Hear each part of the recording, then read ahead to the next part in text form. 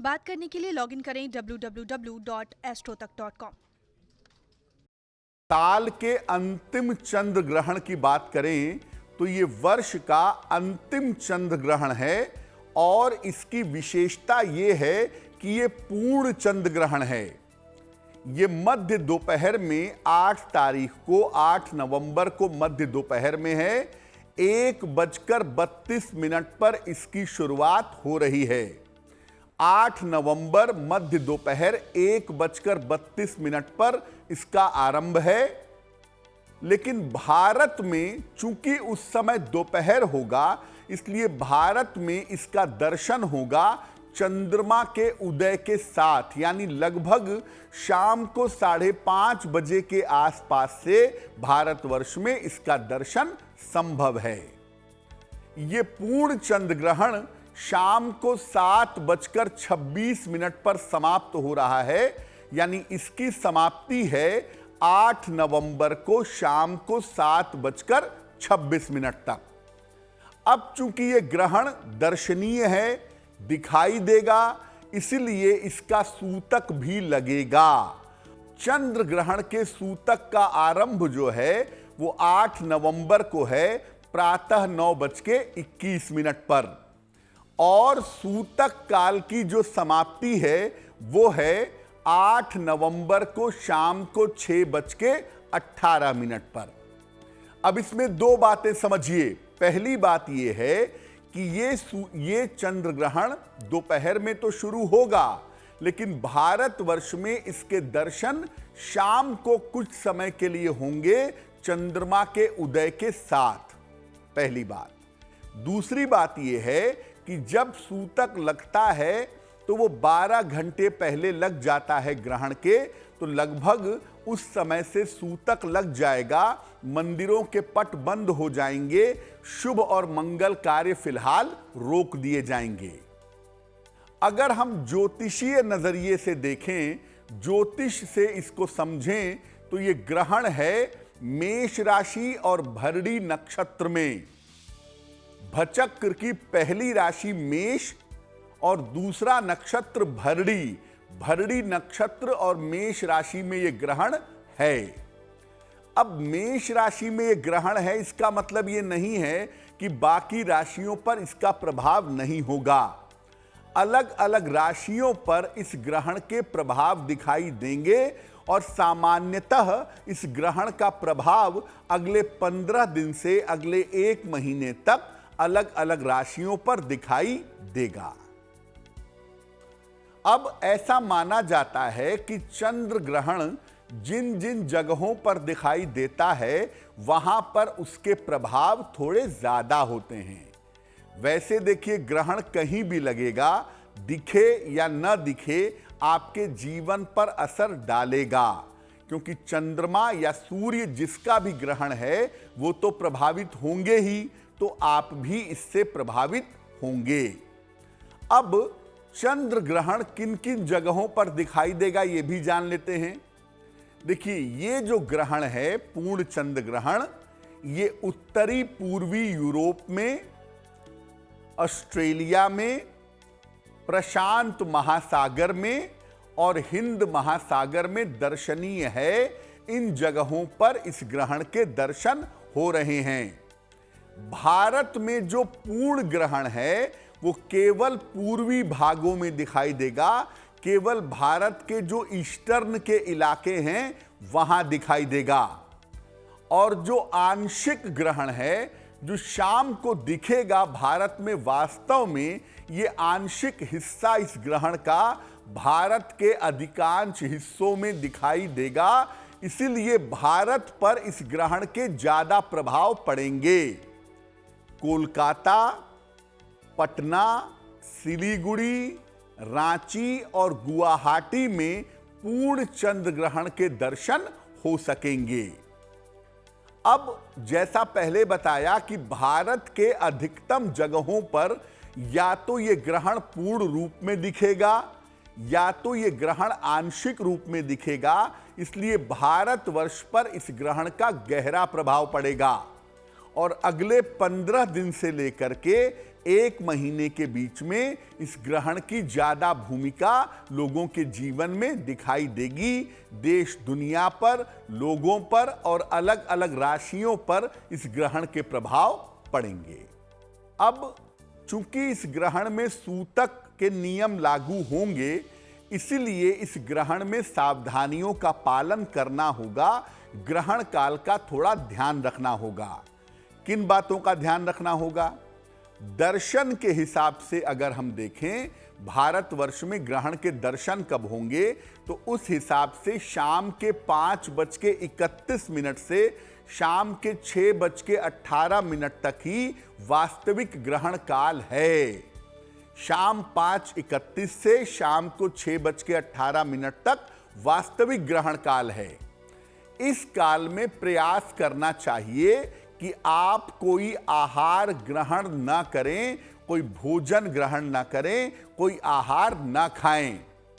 और ये ग्रहण का समय जो होता है, ये बड़ा कीमती समय है, बड़ा महत्वपूर्ण समय है। इस समय में आप ईश्वर के जिस भी स्वरूप की पूजा करते हो, उनकी उपासना करने से आपको लाभ होगा। अगर आप ध्यान करते हो तो ध्यान करें, अगर आप मंत्र जप करते हो तो मंत्र जप करें, अगर आप कीर्तन भजन करते हो तो कीर्तन भजन करें। यानी ग्रहण काल का पूरा फायदा उठाएं और ईश्वर के जिस स्वरूप की उपासना करते हो, उस स्वरूप की उपासना आपको करनी चाहिए। और अगर आप ऐसा नहीं कर पाते तो कम से कम भगवान के नाम का भजन कीर्तन करें। हरे राम राम राम हरे हरे, हरे कृष्ण कृष्ण कृष्ण हरे हरे, ये कीर्तन का एक महामंत्र है। इसका भी आप जप कर सकते हैं। जब ग्रहण काल समाप्त हो जाएगा, शाम को लगभग 6:30 बजे के आसपास, उसके आसपास जब ग्रहण समाप्त हो जाएगा, तो संभव हो तो स्नान कर लें या हाथ पैर धो करके कुछ न कुछ चंद्रमा की वस्तुओं का दान करें। अब चूंकि ये चंद्र ग्रहण है, इसीलिए इसमें चंद्रमा की वस्तुओं का दान करना ज्यादा महत्वपूर्ण होगा, ज्यादा इंपॉर्टेंट होगा। और चंद्रमा की जो वस्तुएं हैं, वो वस्तुएं हैं चावल है, चीनी है, दूध है, नारियल है, चांदी है। जो सफेद रंग की चीजें हैं, ये चंद्रमा की चीजें हैं। इनका दान ग्रहण समाप्त होने के बाद किसी निर्धन व्यक्ति को किया जाए तो काफी ज्यादा शुभ होगा। देखिए, ग्रहण के साथ एक बात लोगों के दिमाग में जरूर आती है कि गर्भवती महिलाओं के लिए ग्रहण शुभ नहीं होता। ऐसा जरूरी नहीं है कि हर गर्भवती महिला को ग्रहण में दिक्कत हो जाए, लेकिन अगर कोई गर्भवती महिला मन में ये बात सोचती है कि मैं ग्रहण देखूंगी या ग्रहण के संपर्क में आऊंगी तो मुझे या मेरी संतान को नुकसान होगा, अगर कोई महिला ऐसा सोचती है तो नुकसान जरूर होगा। इसलिए आप अगर गर्भवती महिला हैं, आपको बिल्कुल भी कोई चिंता करने की, कोई तनाव पालने की जरूरत नहीं है। ग्रहण एक भौगोलिक खगोलीय घटना है। इसका प्रभाव ज्योतिष में जरूर है, हर व्यक्ति पर अलग अलग प्रभाव होता है, लेकिन गर्भवती महिला पर अलग से इंपैक्ट होगा ऐसा नहीं कह सकते।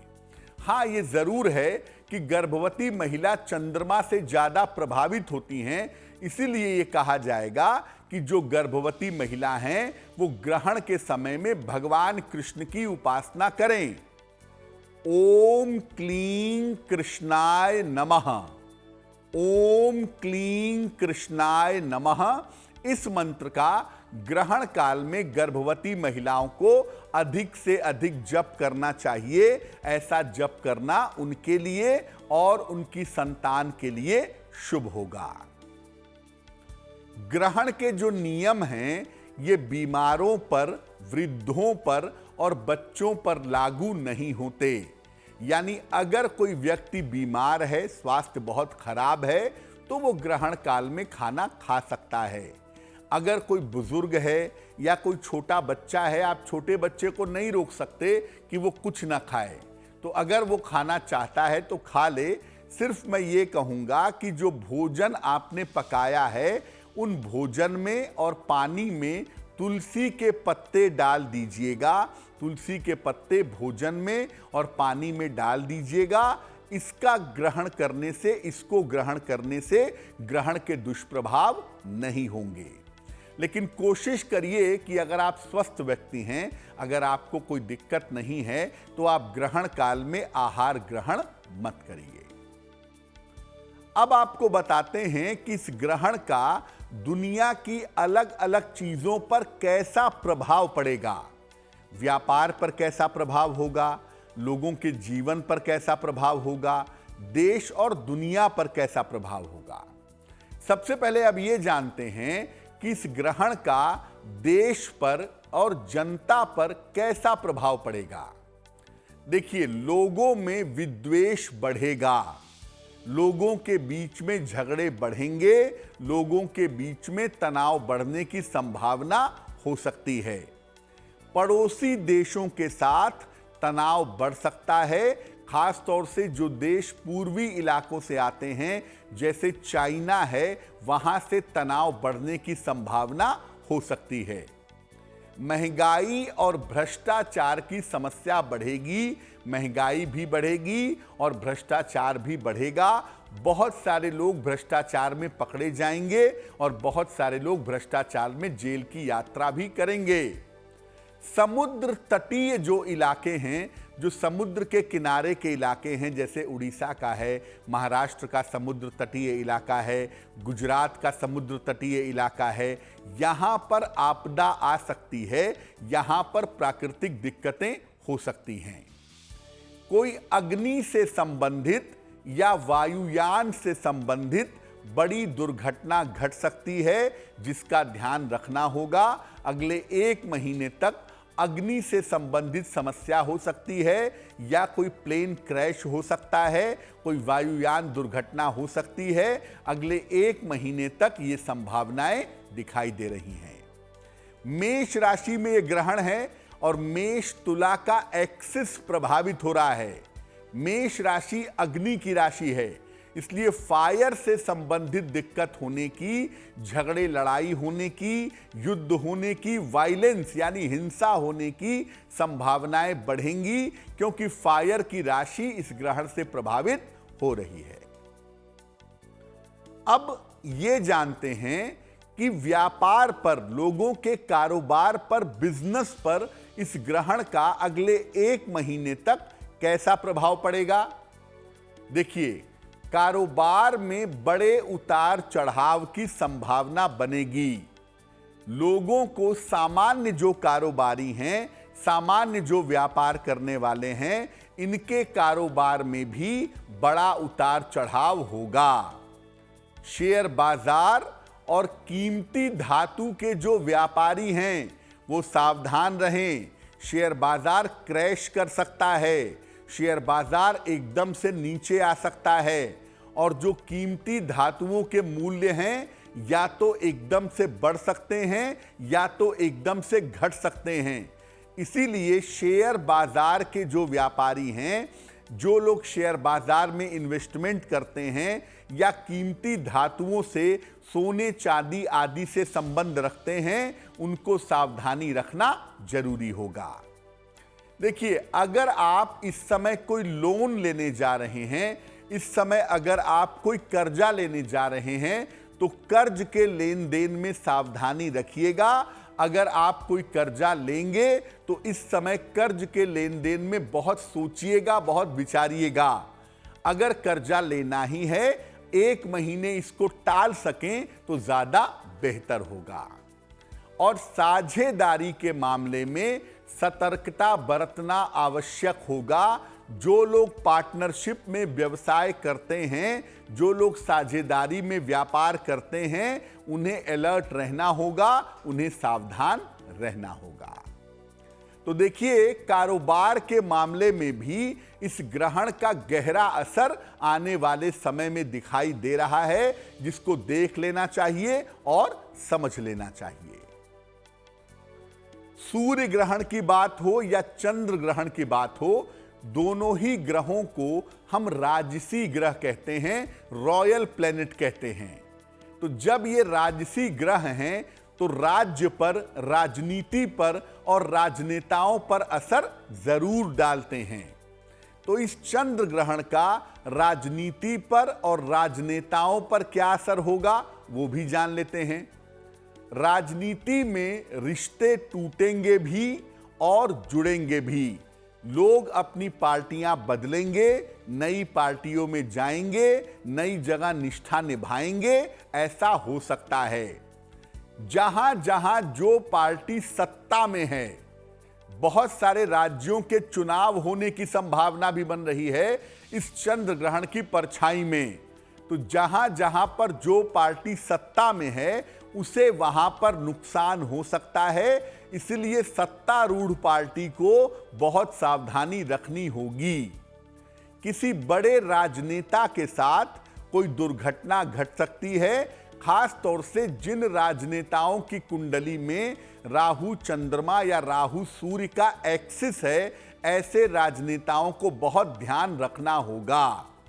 जिन राजनेताओं की उम्र थोड़ी ज्यादा है, 75 वर्ष से ज्यादा की उम्र है, ऐसे राजनेताओं को बड़ी सावधानी रखनी होगी अपने स्वास्थ्य के मामले में। तो देखिए, ये ग्रहण ज्यादातर बेहतर संकेत नहीं दे रहा है। हालांकि कुछ राशियों के लिए इस ग्रहण के प्रभाव बेहतर होंगे, लेकिन ये ग्रहण कह रहा है कि अगले 1 महीने तक आप लोगों को दुनिया को ध्यान रखने की जरूरत है, क्योंकि चंद्रमा इसमें इन्वॉल्व है। मेष राशि जो अग्नि की राशि है वो इन्वॉल्व है, इसीलिए ग्रहण के प्रभाव बड़े ही भयंकर दिखाई दे रहे हैं। अब आपको बताते हैं कि अगले 1 महीने तक अलग अलग राशि के लोगों पर इस ग्रहण का क्या प्रभाव पड़ेगा, और जब ग्रहण समाप्त हो जाए तो अलग अलग राशि के लोग कौन सा उपाय करें कि ग्रहण के दुष्प्रभाव, ग्रहण की बाधा उनको परेशान ना करे। सबसे पहले जानते हैं मेष राशि के बारे में। तो देखिए, यह ग्रहण ज्यादातर बेहतर संकेत नहीं दे रहा है। हालांकि कुछ राशियों के लिए इस ग्रहण के प्रभाव बेहतर होंगे, लेकिन यह ग्रहण कह रहा है कि अगले 1 महीने तक आप लोगों को दुनिया को ध्यान रखने की जरूरत है, क्योंकि चंद्रमा इसमें इन्वॉल्व है। मेष राशि जो अग्नि की राशि है वो इन्वॉल्व है, इसीलिए ग्रहण के प्रभाव बड़े ही भयंकर दिखाई दे रहे हैं। अब आपको बताते हैं कि अगले 1 महीने तक अलग अलग राशि के लोगों पर इस ग्रहण का क्या प्रभाव पड़ेगा, और जब ग्रहण समाप्त हो जाए तो अलग अलग राशि के लोग कौन सा उपाय करें कि ग्रहण के दुष्प्रभाव, ग्रहण की बाधा उनको परेशान ना करे। सबसे पहले जानते हैं मेष राशि के बारे में। देखिए, यह ग्रहण लग रहा है मेष राशि में, इसलिए सबसे ज्यादा जो इसका इंपैक्ट है, सबसे ज्यादा जो इसका प्रभाव है वो मेष राशि पर ही है। इसीलिए मेष राशि के लोग अपने स्वास्थ्य का और अपनी दुर्घटनाओं का बहुत ध्यान रखेंगे। इस समय आपकी सेहत काफी बिगड़ सकती है और किसी बड़ी दुर्घटना के शिकार हो सकते हैं। करियर में कोई रिस्क मत लीजिएगा। आप व्यापारी हों या आप नौकरी वाले व्यक्ति हों, अगले 1 महीने तक करियर में रिस्क मत लीजिएगा, वरना आप किसी बड़ी मुश्किल में फंस सकते हैं। तो करियर में कोई भी जोखिम इस समय लेना आपके लिए बेहतर नहीं होगा। अब क्या उपाय किया जाए कि ग्रहण के दुष्प्रभाव न पड़े? जब ग्रहण शाम को समाप्त हो जाता है, लगभग 6:30 बजे के आसपास, उसके बाद स्नान आदि करके किसी गरीब आदमी को, किसी निर्धन व्यक्ति को अगर आप चावल का दान कर दें तो ग्रहण के दुष्प्रभाव से निश्चित रूप से आप बचे रहेंगे। वृषभ राशि, ग्रहण की वजह से आपके करियर में अचानक परिवर्तन हो सकता है, अचानक बदलाव हो सकता है, यह संभावना बन रही है। अगले 1 महीने में आपके करियर में कोई सडन चेंज होगा। मानसिक समस्याएं थोड़ा आपको परेशान कर सकती हैं, मानसिक समस्याएं आपकी बढ़ सकती हैं। मेंटली अपने आप को ठीक रखने का प्रयास करिए। छोटी छोटी बातों पर चिंता करने से और डिप्रेशन से बचिएगा। अवसाद का ध्यान रखिएगा। बेवजह की चिंता और तनाव आपको परेशान कर सकता है। क्या करें उपाय? ग्रहण जब समाप्त हो जाए तो वृषभ राशि के लोग स्नान आदि करके किसी गरीब आदमी को अगर चीनी का दान कर दें, देखिए मात्रा निश्चित नहीं है, 100 ग्राम, 1 किलो, आधा किलो, जितना भी चाहें। ग्रहण के बाद अगर आप किसी निर्धन व्यक्ति को चीनी का दान कर दें तो निश्चित रूप से ग्रहण का दुष्प्रभाव आपके ऊपर नहीं होगा। मिथुन राशि, आपके लिए यह ग्रहण शुभ परिणाम दिखा रहा है। आपके लिए ग्रहण के परिणाम और प्रभाव अच्छे हैं। आपके बहुत सारे रुके हुए काम इस समय पूरे होंगे। अगर आप कोशिश करके देखें, करियर से संबंधित जो भी मुश्किलें हैं वो दूर होंगी। रुका हुआ पैसा आपको प्राप्त होगा और अगले 1 महीने में करियर में आपको लाभ होने की संभावना बन रही है। जो लोग आपके शत्रु हैं, जो लोग आपके विरोधी हैं, वो लोग इस समय परास्त होंगे। आपका सामना कोई नहीं कर सकेगा और आप बड़ी सफलता के साथ अपने करियर में मजबूती से खड़े हो जाएंगे। क्या करना चाहिए? देखिए, ग्रहण आपके लिए शुभ है, तो सिर्फ आप ऐसा करिएगा कि ग्रहण समाप्त होने के बाद भगवान शिव को जल चढ़ा दीजिएगा, भगवान शिव का आभार व्यक्त करिएगा, भगवान शिव से कृपा की प्रार्थना करिएगा। तो ग्रहण के जो परिणाम हैं, जो प्रभाव हैं, वो आपके लिए वैसे भी शुभ हैं और भी ज्यादा शुभ होंगे। कर्क राशि, देखिए करियर में और जीवन में बड़े परिवर्तन होने का समय होगा। आपके करियर में कोई बड़ा बदलाव हो सकता है, कोई नया मौका मिल सकता है, जीवन में बड़े परिवर्तन हो सकते हैं। स्थान परिवर्तन का कोई महत्वपूर्ण निर्णय आप इस समय ले सकते हैं। आपके जो रिश्ते हैं, आपके जो संबंध हैं अपने लोगों के साथ, अपने परिवारजनों के साथ, उन रिश्तों में और उन संबंधों में सावधानी बनाए रखिएगा, क्योंकि देखिए बाकी चीजें आपके लिए ठीक हैं और ग्रहण के बाद अगले 1 महीने में बहुत सारी चीजें आपकी रास्ते पे आएंगी, लेकिन अपने रिश्तों का और अपने संबंधों का आपको ध्यान बनाए रखना जरूरी होगा। क्या उपाय करेंगे?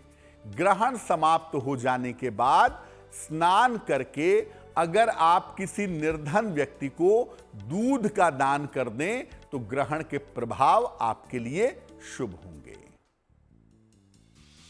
सिंह राशि, स्वास्थ्य एकदम से बिगड़ सकता है, स्वास्थ्य में एकदम से समस्या आ सकती है। स्वास्थ्य का ध्यान रखिए और दुर्घटनाओं से बचिए। दुर्घटनाएं आपके साथ हो सकती हैं, आपको परेशान कर सकती हैं, तो स्वास्थ्य की समस्याएं और दुर्घटनाओं से इस समय आपको बचना होगा। किसी तरह की कोई मुकदमेबाजी ना हो, किसी तरह का कोई विवाद ना हो, किसी तरह का कोई झगड़ा झंझट ना हो, इस पर ध्यान बनाए रखना आपके लिए जरूरी होगा। यानी ये ग्रहण आपके सेहत के मामले में और वाद विवाद के मामले में बहुत शुभ दिखाई नहीं दे रहा है। क्या उपाय करेंगे? ग्रहण के बाद स्नान कर लें और स्नान करने के बाद किसी निर्धन व्यक्ति को अगर आप चावल का दान कर दें तो ग्रहण के परिणाम और प्रभाव आपके लिए शुभ होंगे।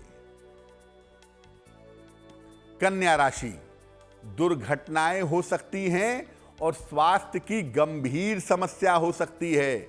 भयंकर दुर्घटना और स्वास्थ्य की गंभीर समस्या से बचिएगा।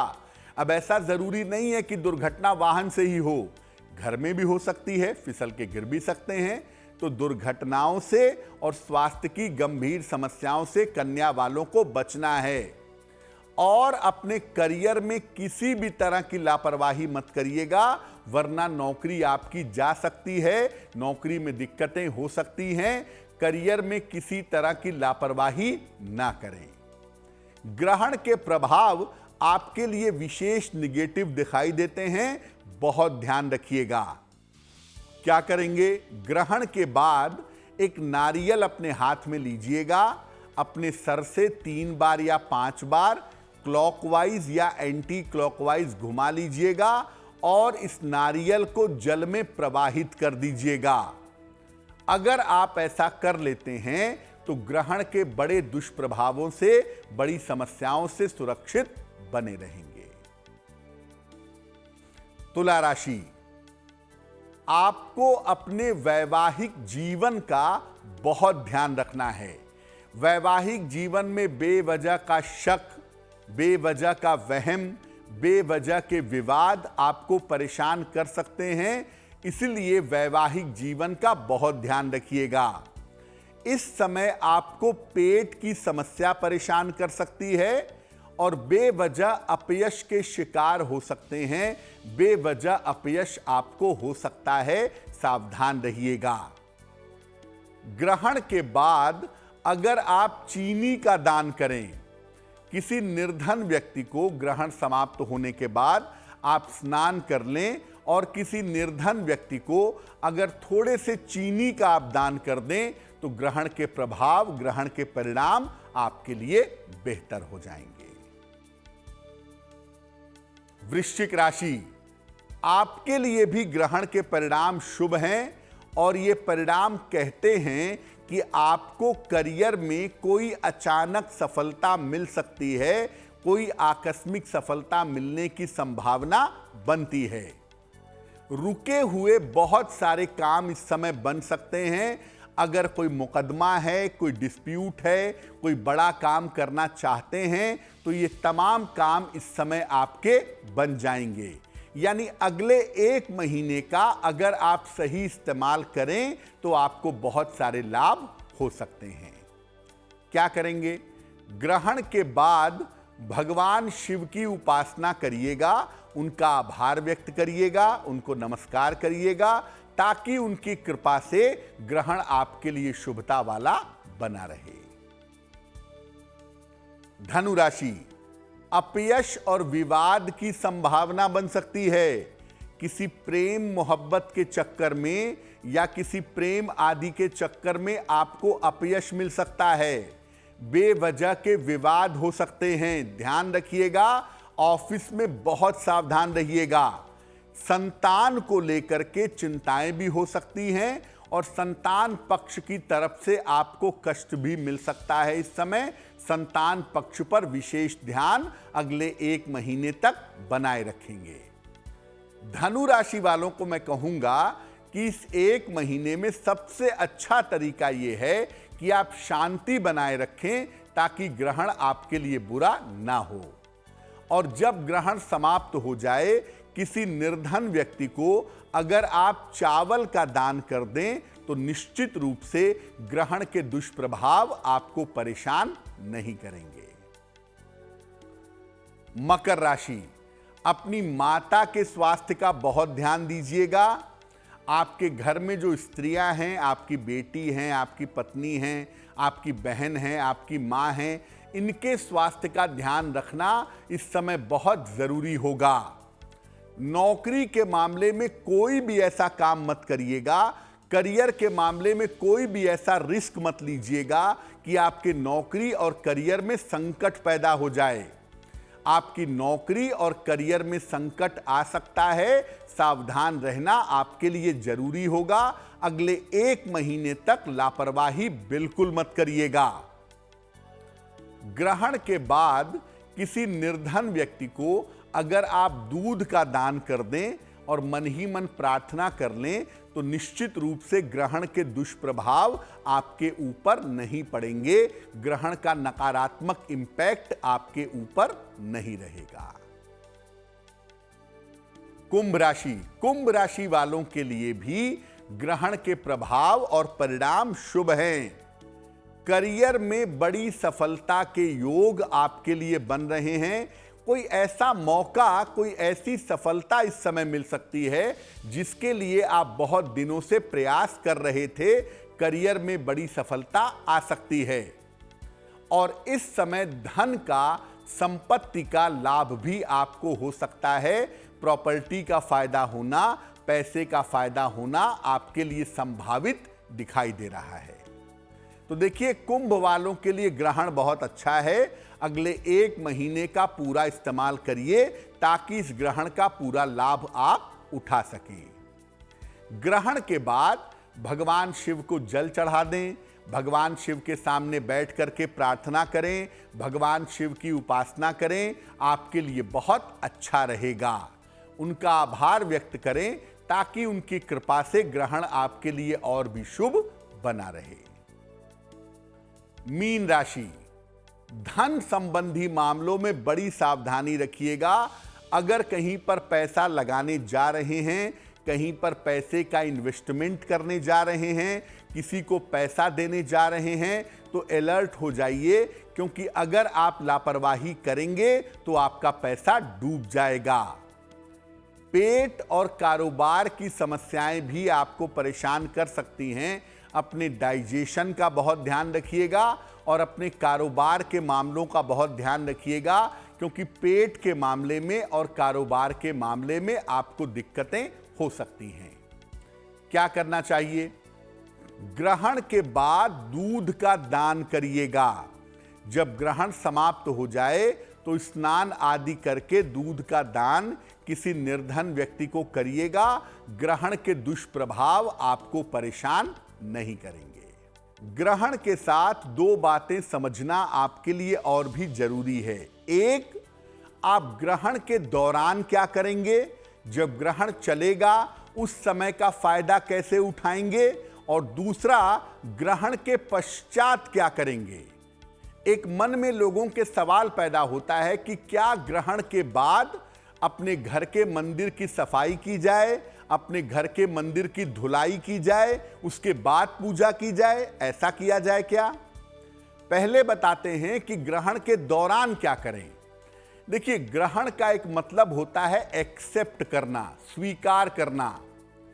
जब आप ग्रहण के दौरान प्रार्थना करते हैं, जब आप ग्रहण के दौरान पूजा करते हैं, तो ईश्वर आपकी प्रार्थना को स्वीकार करता है और आपकी समस्याओं को ग्रहण कर लेता है।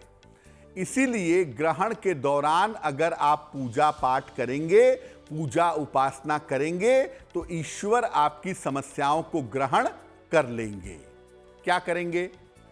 ग्रहण के पहले, जब ग्रहण शुरू हो रहा है, मोटे तौर पे दोपहर में 1:15 बजे के आसपास शुरू हो रहा है, लेकिन भारत में 5:30 बजे के बाद से ही आप इसकी मोटे तौर पे शुरुआत मानिए। तो शाम को 5 बजे के पहले आप नहा लीजिए और नहा करके साफ वस्त्र पहन करके भगवान शिव के सामने बैठिए। अगर घर में शिवलिंग है तो शिवलिंग के सामने भी बैठ जाइए। इसके बाद एक घी का दीपक जलाइए और भगवान शिव को सफेद फूल चढ़ाइए। अगर वास्तव में ऐसा नहीं कर सकते तो मानसिक रूप से एक घी का दीपक जलाएं और भगवान शिव को सफेद फूल अर्पित करें। इसके बाद या तो शिव तांडव स्तोत्र का पाठ करें, जटाटवी गलत जल प्रवाह पावत स्थले गलेव लंब लंबिताम भुजंग तुंग मालिकाम डमड डमड डमड डमड निनाद वड्ड वर्मयम चकार चंड तांडवम तनोतु नः शिव शिवम।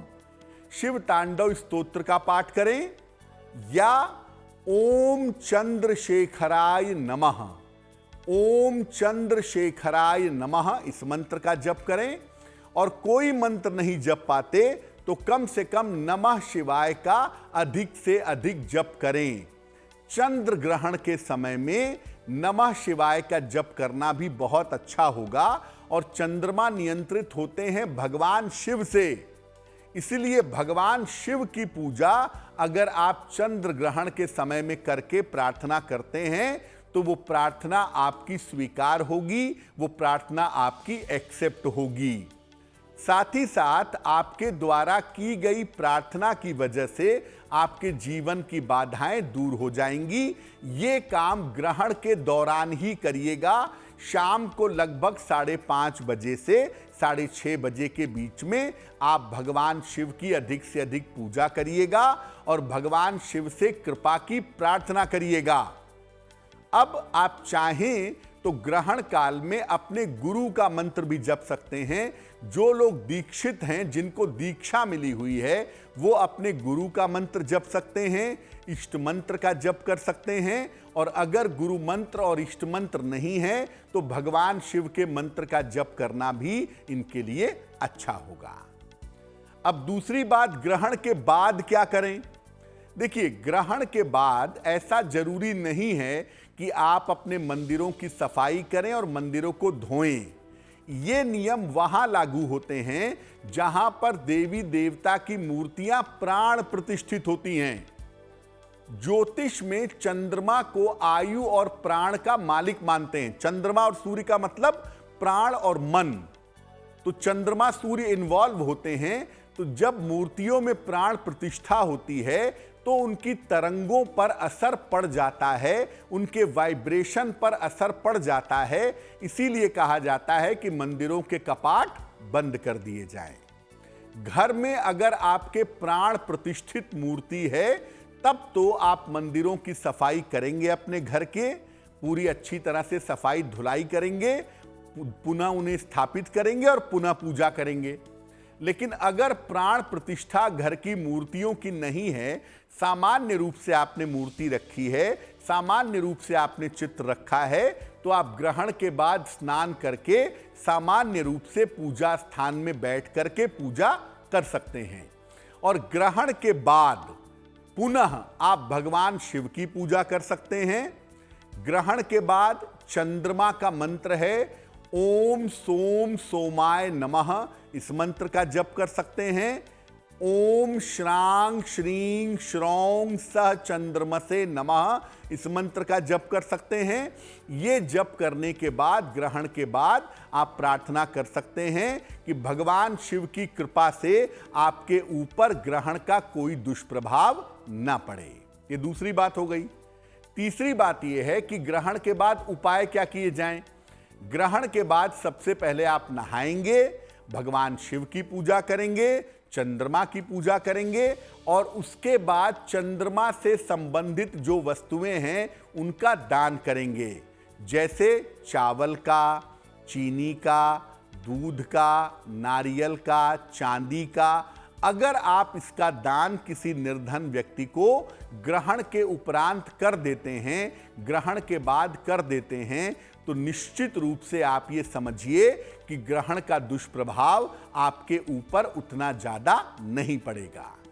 तो ग्रहण के समय का इस्तेमाल करें मंत्र जप करने के लिए, ग्रहण के बाद भी मंत्र जप करें और ग्रहण के पश्चात हो जाने के बाद, ग्रहण के बाद पूजा कर लेने के बाद आप चंद्रमा की वस्तुओं का दान करें तो आपके लिए बहुत शुभ रहेगा। ग्रहण के दौरान कौन से मंत्रों का जप किया जाए, आपको 2-3 मंत्र बता देते हैं, जिनमें से किसी भी एक मंत्र का जप आप ग्रहण के दौरान कर सकते हैं। पहला मंत्र नमः शिवाय, सबसे बढ़िया, सबसे अचूक और सबसे ताकतवर मंत्र नमः शिवाय ग्रहण के दौरान आप जप सकते हैं। दूसरा मंत्र ओम चंद्रशेखराय नमः, इस मंत्र का भी आप जप कर सकते हैं। तीसरा मंत्र चंद्रमा का ओम सोम सोमाय नमः, इस मंत्र का भी जप कर सकते हैं। चौथा मंत्र भी चंद्रमा का ओम श्रांग श्रीं श्रौं सह चंद्रमसे नमः, इस मंत्र का भी आप जप कर सकते हैं। अगर आपको किसी के लिए स्वास्थ्य की प्रार्थना करनी है, किसी की आयु रक्षा के लिए प्रार्थना करनी है, कोई बहुत ज्यादा बीमार है, तो ग्रहण का समय बड़ा शुभ है उसके लिए। आप उसके लिए महामृत्युंजय मंत्र का ग्रहण काल में 108 बार यानी एक माला या 108 गुणे 11 बार यानी 11 माला जप कर सकते हैं। ओम त्र्यंबकम यजामहे सुगंधिम पुष्टिवर्धनम उर्वारुकमिव बंधनान मृत्योर्मुक्षीयमामृतात्, इस महामृत्युंजय मंत्र का आप अपने स्वयं की रक्षा के लिए, किसी बीमार व्यक्ति की रक्षा के लिए और किसी के स्वास्थ्य की समस्या को दूर करने के लिए जप कर सकते हैं। तो देखिए, चंद्र ग्रहण को लेके मन में बहुत दुविधा पालने की, बहुत भयग्रस्त होने की आवश्यकता नहीं है। अगर आप उपाय करेंगे और चंद्र ग्रहण को समझेंगे तो चंद्र ग्रहण आपके लिए अनिष्टकारी नहीं होगा।